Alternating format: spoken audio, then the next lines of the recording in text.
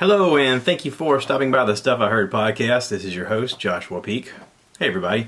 Today is Wednesday, January the 9th of 2018. I'm kind of stretching my legs here in this new year. You know, the whole new year, new me thing, right? We're still waiting on winter to show up. It still hasn't showed up. It's supposed to show up, like, I don't know, tomorrow maybe. They say the high today is supposed to be 56 here in Florence, South Carolina, but tomorrow the high is going to be like 46. So, you know, that's a little cold for us. So I would kind of say that winter's showing up tomorrow morning. It's supposed to be in the 20s. So, hey, I'll take it. I need the change in weather. I need the pesky bugs to die.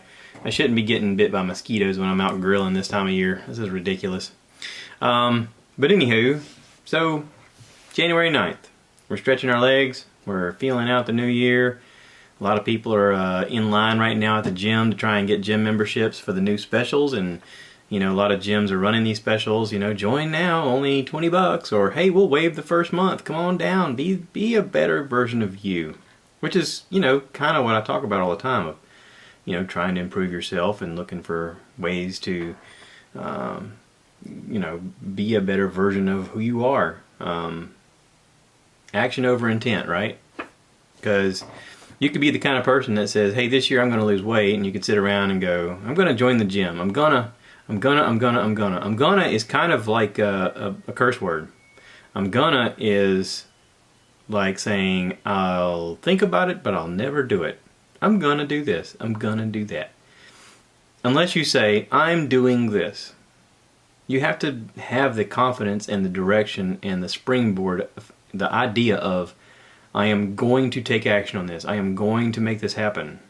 And you got to do it. You got to follow through. I talk all the time about follow through. You can intend to do a lot of things, but until you physically do it, what's the point? So, with that in mind, everybody out there, if you're thinking about going to the gym, thinking about losing weight, thinking about trying out the keto diet, thinking about trying to get on Dave Ramsey's plan of saving money, what are you waiting for? January is supposed to be the time of rebirth, right? The time of new beginnings, the time of setting off your year right. What are you waiting for? Make it happen. I'd like to talk about stuff I heard, okay? Because this is the Stuff I Heard podcast. I'd like to talk about, well, let's go into this. Last week's episode, I talked about being a little bit depressed. I talked about kind of going through a little bit of depression. Just, I guess, something from the new year, something from the holiday blahs, something from, maybe it's the taking down of the Christmas tree. Maybe it's, you know, maybe not being able to reach out to certain family members during this time of year. Maybe it's the fact that it's January and I'm wearing hot weather clothes, and in all of reality we should be, you know, nice and chilly and not having to worry about cutting the grass. And there is that real possibility of, I'm looking at my grass going, maybe I should cut it. It's starting to grow up. The weeds are starting to emerge. But with that in mind, I do follow a lot of podcasts, and one of the main podcasts that I listen to is Leanne Kreischer's Wife of the Party. She did an episode, episode 49. It came out Thursday. It was on mental illness. It's called the Mental Illness Happy Hour with Paul Gilmartin. He's a comedian who also has a podcast. Oops, I hit the wrong button. This is a good one. Stop. I hit the wrong button on my phone. Paul Gilmartin has a podcast called Mental Illness Happy Hour. So, I mean, she named it the same thing. Apparently she did an episode with him, and then he in turn did an episode with her. And it was great. They both talk about going through stuff as children and how they've overcame and how support groups help and that kind of stuff. And I don't care what you've been through, like, it helps to have people who are on your side, no matter what. A lot of us feel like we're alone, like no one understands, no one knows what we went through. You know, she commented on the fact that she was a single kid, and so growing up, she really didn't have a sibling to kind of bounce things off of. Whereas Paul had siblings, and he has, you know, he has a support group, and he also has people to talk to. And he said that's helped a lot. That's helped validate him. That's helped, you know, his recovery. That's helped him move forward. Leanne's podcast, the week before, was with Joy and Emma Lee, Emma, E-M-M-A, Lee, L-E-I-G-H. And they're both aspiring comedians, and they talk about, one of them talks about going through some abuse as a child, some sexual abuse as a child with her stepbrother. And it was pretty rough. And she talks about how she was raised Mormon, and they believed that, you know, everything happens for a reason, and that you were born with sin, and that your life in this life is to atone for the sins in your previous life, and that sometimes you go through things to pay for the sins of your past life. And she's like, I must have deserved this, so I have to figure out how to go through it. And it was a horrible kind of experience for her. And you can hear that they get emotional, and they talk about it, and they kind of hug it out, and move forward. It's not just a downer podcast. Like they pick it up. Bert stops in for a while, and he talks to him for a while, and one of the things he talks about is, he said that he's taking spin class because he's trying to get healthier, again, taking action. And he talks about how in spin class their instructor said, the voices in your head, if the voices in your head were a person, would you be friends with that person? And he's like, I wouldn't. I absolutely would not be friends with that person. And it got me thinking, what about us? What about us individually? Like, if the voices in our head were a person, would we be friends with them? And, I was like, okay, do I have voices in my head? Well, sure. Yeah, I think I do. I think I have voices in my head that sometimes, remind me of jokes, try to lighten the mood of a situation. And, for me personally, that was kind of the nature of our household growing up. And in my household, I had a stepsister and a half-brother, 6 years apart, me and the stepsister, and then 6 years apart, her and the half-brother. So 12 years between me and him.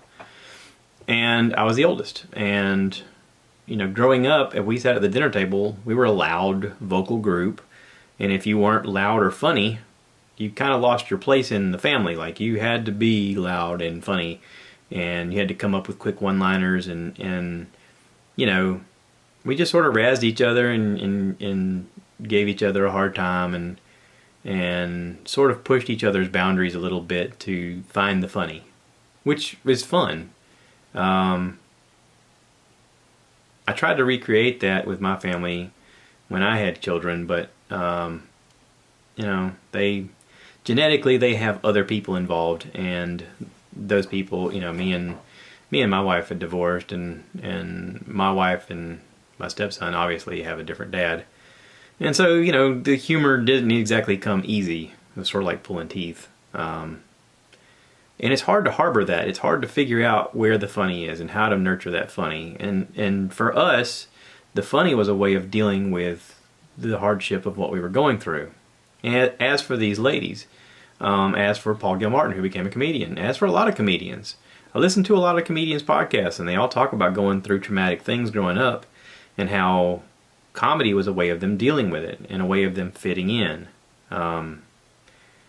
When I was younger, I went on a cruise, and on this cruise there was a comedian named David Nastor, and David Nastor was hilarious. And he was selling a book, and his book was called You Just Have to Laugh.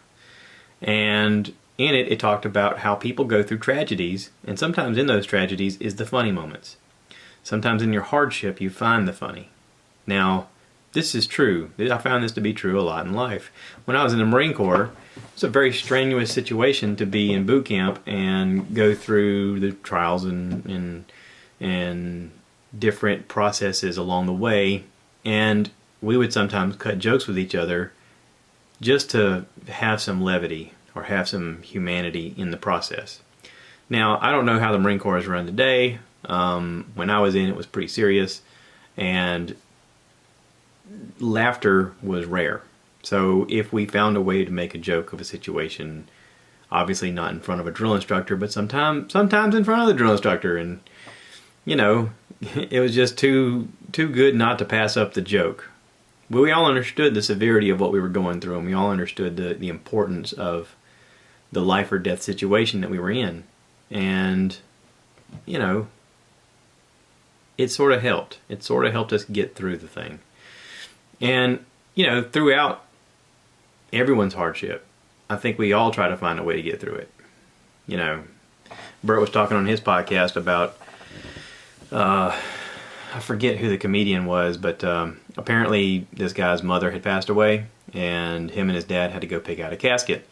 And they were at the store looking at caskets, and you know, this guy came up and he said, "How about this one?" You know, and his dad, without missing a beat, said, "I don't know. If I was going to throw $10,000 in the ground, I didn't know if it'd be this." But you know, sort of lightening the mood of the fact that this guy's wife had passed away, and you know, but he's like, "I never thought I'd be throwing $10,000 in the ground," which is an interesting way to look at it. I mean, it's a little bit humorous, but it's also a little bit dark, and it's a little bit truthful.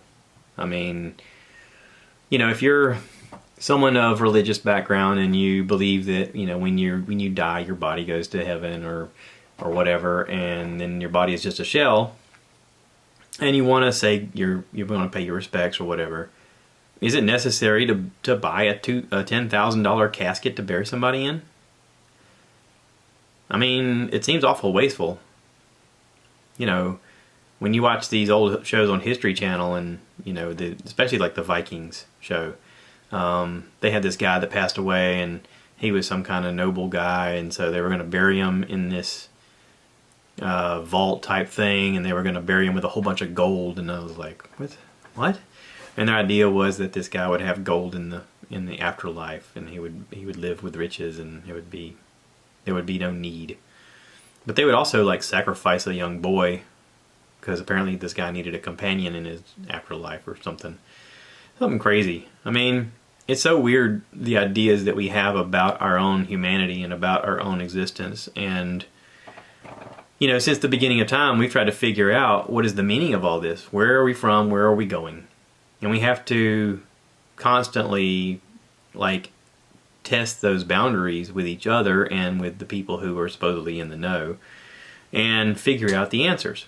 Now, the reality is a lot of people just make this crap up as they go along. A lot of these people take someone's written word as the absolute truth, and a lot of people don't look for answers at all. They just go along with the status quo just to not make waves. Well, I was not raised that way. I was raised to make waves. I was raised to question everything.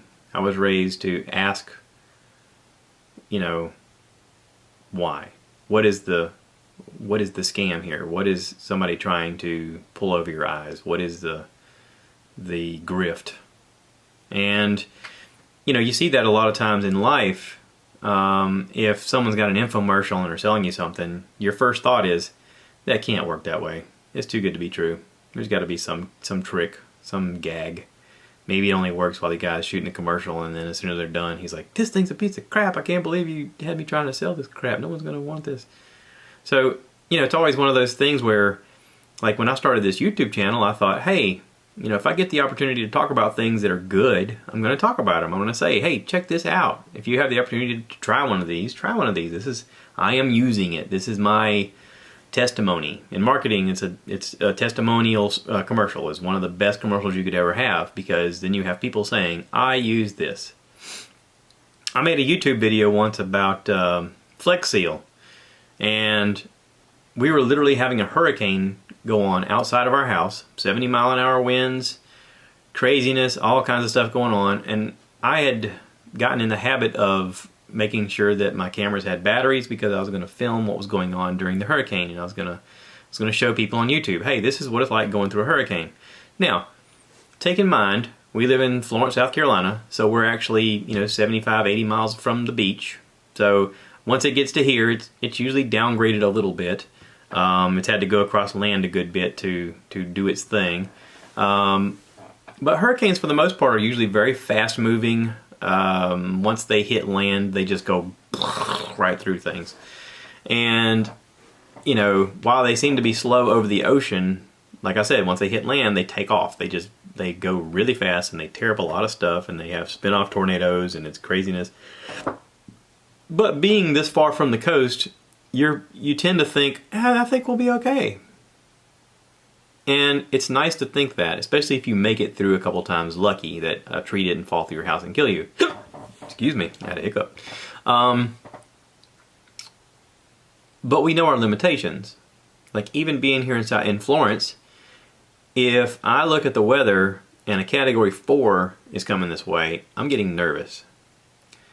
I am thinking seriously about, hey, if a 4 hits and it's aiming towards us, let's not be here. Because a 4 hitting is pretty destructive. I mean, if you're at the beach and, I'm putting it in perspective. If you live at the beach and a 1 or a 2 hit, you're probably going to be okay. There's going to be some debris flying around. You don't want to be outside. You may have loss of power. You may have some trees fall down, that kind of stuff.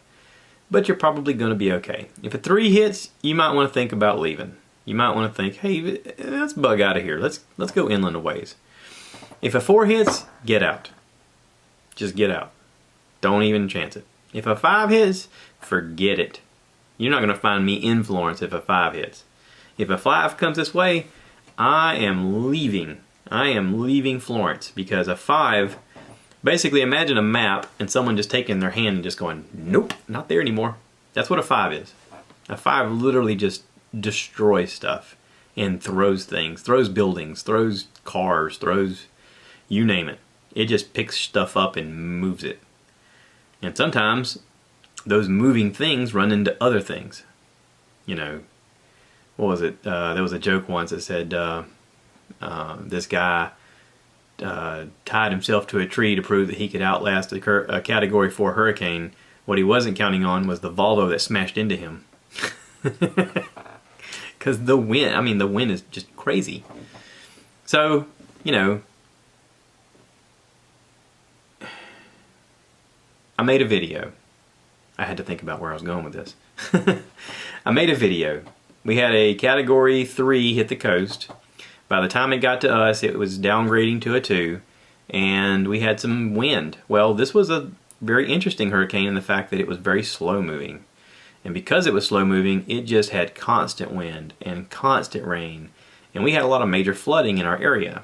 Now, for us personally, the constant wind meant that we were getting non-stop wind from a certain direction, and that caused shingles to blow off. That caused wind to force the shingles up and water to be forced underneath those shingles. So we had a leak in our ceiling. We were sitting in the living room or the kitchen or whatever. My wife looks up and she goes, hey, I see water. That's not good, because we got drywall above our head. And I was like, oh crap. Well, we have an attic. So I went up in the attic to investigate. I took my phone and a flashlight, and I thought, I'll record what I see, and that way, you know, maybe I can, I don't know, maybe I can just record the tragedy as it happens, because, I mean, that's one of the things that I use YouTube for is, you know, hey, this is sort of a, I don't know, a TV show of my life in a way, a sharing of my life, a sharing of what we're going through. This is sort of my reality situation. Now granted, I don't put the camera on everything in life, but hurricanes are pretty interesting. And if someone else is going through something, maybe I can share something. So the way this worked out is, water's coming in, I go up, I point the camera, I see that it's dripping from a certain spot, and I go, crap, what do? I gotta stop this water. Now I had just gone to the store and bought a spray can of Flex Seal. I'd seen the commercials. I seen the dude spray it on the screen door and then put the screen door onto a boat and then drive the boat across water. And I was like, ooh, I wonder if that works. And I bought it as just kind of a test because I thought I'll use this somewhere. But I figured it was going to be one of those things that you buy because it looks cool and it sits in the garage and you never use it. And eventually, like 5 years later, you go, what the hell am I doing with this? And you throw it away. I kind of felt like it was going to be like that. And I had just bought the can maybe a week or two before. Maybe thinking about the hurricane and thinking, I don't know, maybe I need to use this on something. So, anywho, as the thing is happening, I go down in the garage, I grab the can, I have the wherewithal to grab my phone and shoot a video of me doing it, and I sprayed it on the spot where water was dripping in, and it stopped. The water stopped. And I was like, holy crap, it worked. And I thought, well, I'll come back up in 20 minutes and just see if it's still dry or if it found a different way. So I go up in the attic 20 minutes later and shoot another video, and it's still no water's coming through. So whatever was up there at the time, while this hurricane was going on, like as I'm shooting the video, we lose power. Like it gets dark in the attic. Just, I mean, me and my son and my wife are sitting up there, and we're in pitch dark blackness. And then the lights flicker back on. I'm like, let's get out of here. I'm doing all this while I'm shooting the video. And then after we get out of the attic, we lose power. And we lost power for, a good day. But I shot the video. I used the Flex Seal. It stopped the leak. And after the hurricane, I was able to contact somebody who does roof repair, and they came out and they fixed the shingles and all that stuff. So I literally titled the thing Flex Seal, It Works. And I put it on the internet, and it blew up. I mean, people were watching the crap out of that. Mostly negative comments. Mostly like people like, you idiot, you should fix that because otherwise the leak's going to find a different way. And you're just causing further problem. You're going to have mold. You're going to have this. You're going to have that. You're an idiot. You suck. And I was just like, hey, calm down. There's a hurricane outside of my house currently going on. Obviously you didn't watch the rest of the video because we lost power as I'm shooting the video, and it blew shingles off. And I needed an emergency fix, and it worked. I don't know how else to describe it. It worked. It was no longer a problem. When the hurricane finished, I had somebody come and repair the shingles. That was it. I even got contacted by somebody from Flex Seal saying, hey, we'd love to, do a commercial with you and have you talk about what happened. And I was like, okay. Now, nothing ever happened to that. That was just a conversation that me and this guy had back and forth a couple times. But, it was kind of interesting. Could have been something. But who cares? Who cares? Like I said, I made this to kind of talk about my life and to talk about things that work. And this worked. So I wanted to share it. I'll tell you something else that works. And I made this video, and I talked about it last week. I made this OTA antenna, over-the-air antenna. Free television. Free television. Now, last week, it's not even last week. How long ago was that? That was Friday? Friday. On Friday, this video had 60,000 views. And I said this is my first viral video ever. I never thought I'd make a viral video. But this is my first viral video ever. I'm clicking on it so I can see what it looks like. Yeah. OTA. Let me see if I can find the video by title. Yeah. The title literally is capital O, capital T, capital A, antenna, 150 mile range, free HD quality TV. Okay. Now, last Friday, I was at 60,000 views. Today is Wednesday, I'm at 91,000 views. 91,000. 30,000 people watched it from Friday to today. What? That's incredible. That just blows my mind. I'm amazed that people are flocking to that. And to me that speaks volumes of the fact that people like DirecTV and Spectrum and Comcast and Dish Network, all of them, even the big major companies, have lost track of consumers. They have lost track of what people want and what people are willing to put up with and not put up with. When we had business with DirecTV, we were paying, $65 a month, and then they kept going up on our bill, and at a certain point we said, that's it. Well, apparently other people are doing the same thing because they've just had it. There's no point. It is ridiculous. So, 91,000 views. Golly. It's amazing to think that in my stupid life I have the ability to reach 91,000 people. Who would have thought? But I started this YouTube channel, what was that, 2011, I think? I think it's 2011, so I'm at 8 years, right? Just just over 7 years, because I think I started it like late fall of 2011. And I've published almost 1,400 videos.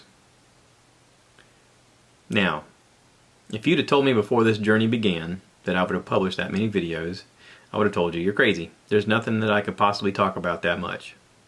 There's nothing I could possibly share that much. There's no way anybody would even give a crap to watch me. None. Why? Why would anybody? Why? Why does it matter? It makes no sense. Yet, on my videos, I've had my videos watched 4,200,000 times so far. That's incredible. I've got almost 3,000 subscribers right now. That's incredible.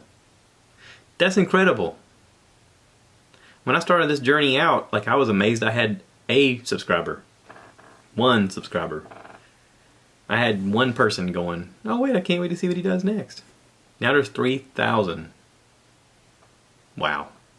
Thank you. All I can say is thank you. This podcast. When I started this podcast off, I just had an idea of a whole bunch of crap in my brain that I wanted to get out. I wanted to be able to share with you kind of my life, and also some of the things that I was interested in. I'm still not done talking about that, by the way. I wanted to share with everybody what I was listening to and kind of point you in a direction of some similar topics of things that you might be interested in as well, because I found them entertaining, or I found them educational, and I wanted you guys to kind of have the same experience, or at least, you know, find an avenue or direction that you could also enjoy. So, you know, there was a push for that. And now my podcast has over 10,000 listens. Who'd have thought? 10,000 listens. I'm averaging over 150 listens per episode, which is incredible. Thank you very much. I appreciate every single one of you. And I want you to know I got no plans on slowing this down. If anything, I've been upgrading.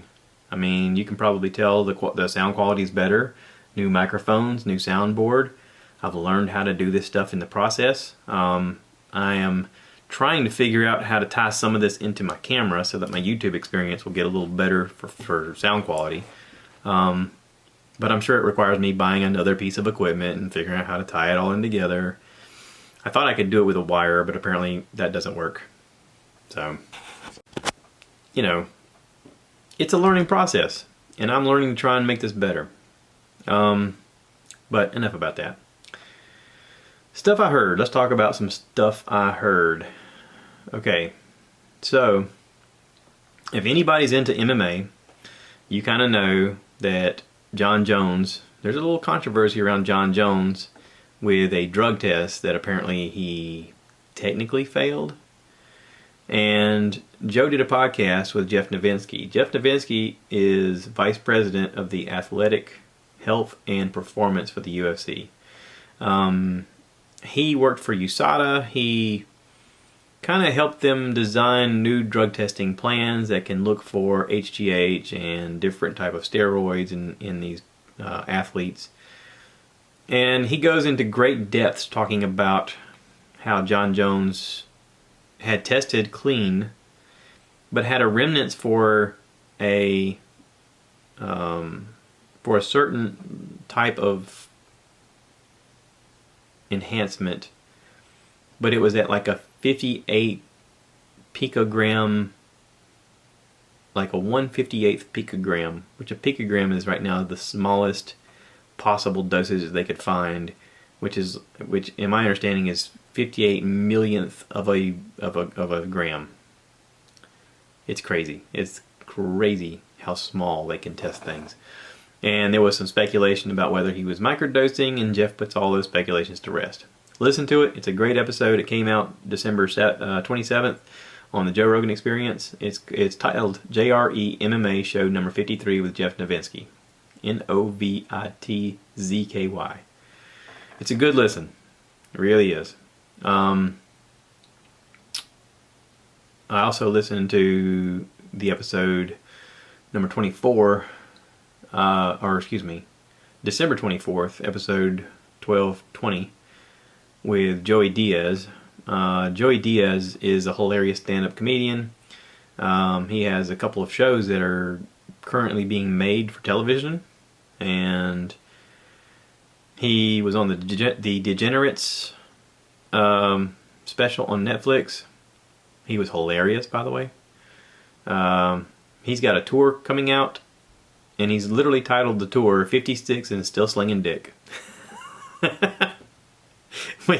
Which I think is hilarious.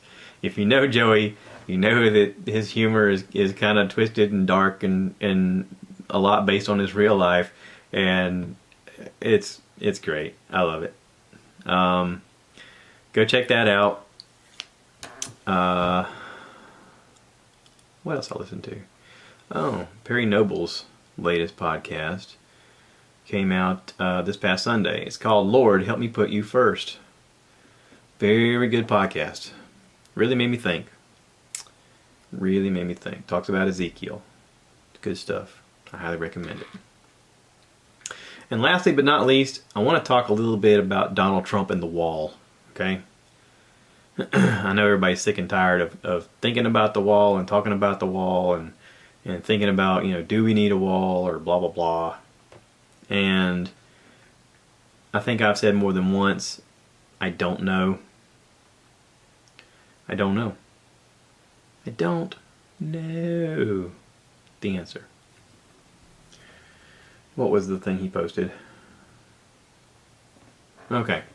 So, he posted on Instagram, it says, the federal government remains shut down for one reason and one reason only, because Democrats will not fund border security. My administration is doing everything in its power to help those impacted by the situation, but the only solution is for Democrats to pass a spending bill that will defend our borders and reopen the government. It's kind of a deflection way of saying, I want my way and we better have my way. And he's put out a lot of stuff talking about how he's protecting the American people. He put this also. This is a choice between right and wrong, justice and injustice. This is about whether we fulfill our sacred duty to the American citizens we serve. When I took the oath of office, I swore to protect our country, and that's what I'll always do. So help me. So help me God, excuse me. Now, from my understanding, this is the Stuff I Heard podcast, so this could be speculation. From my understanding, he had a brother who battled addiction, and because of that, he supposedly never drank and never did drugs and is against drugs. Now, we also live in a day and age where we have medical marijuana and we have recreational marijuana being approved all the time. And I've openly said that I think that all drugs need to be decriminalized and we should treat addiction as a medical case, not a criminal case.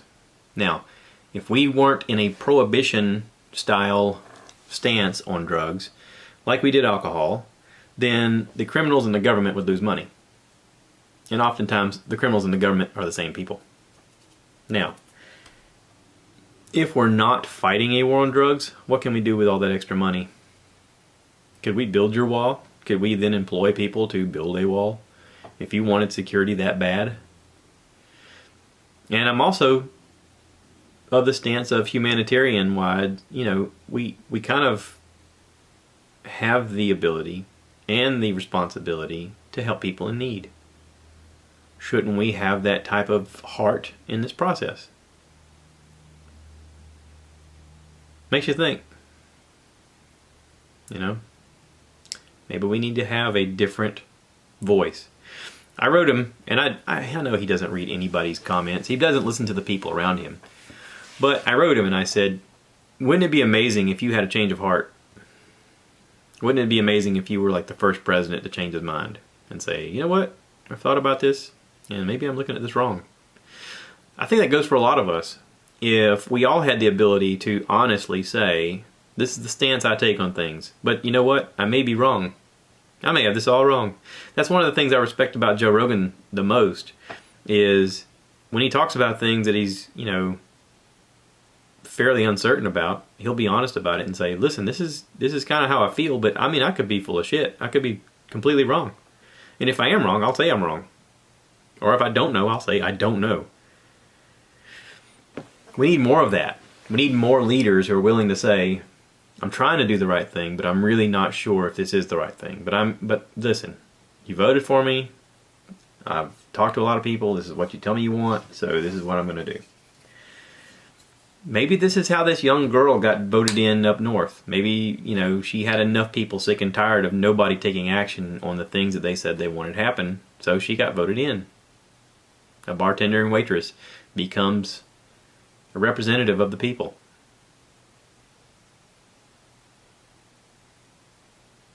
Maybe there's going to be more of that happening. Maybe we should all do more of that. Maybe we should all get off our asses and start doing something more vocal. Start doing something that could help impact people more.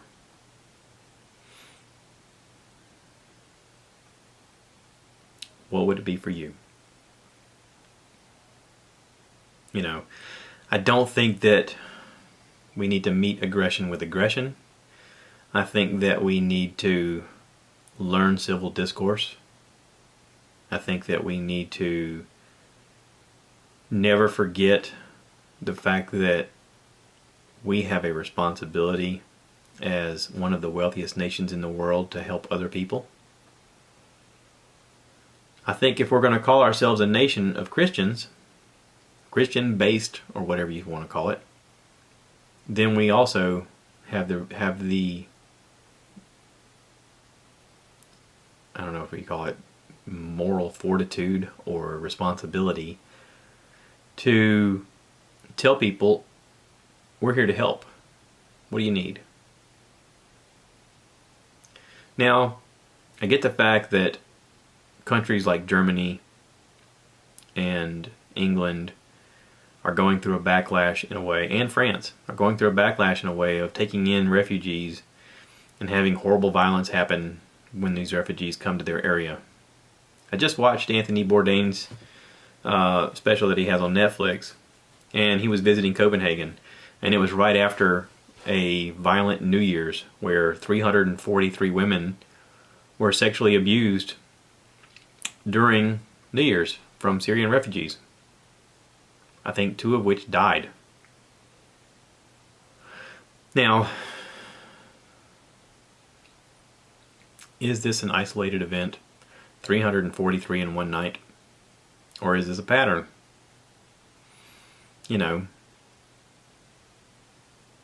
I understand that every group is going to have one idiot.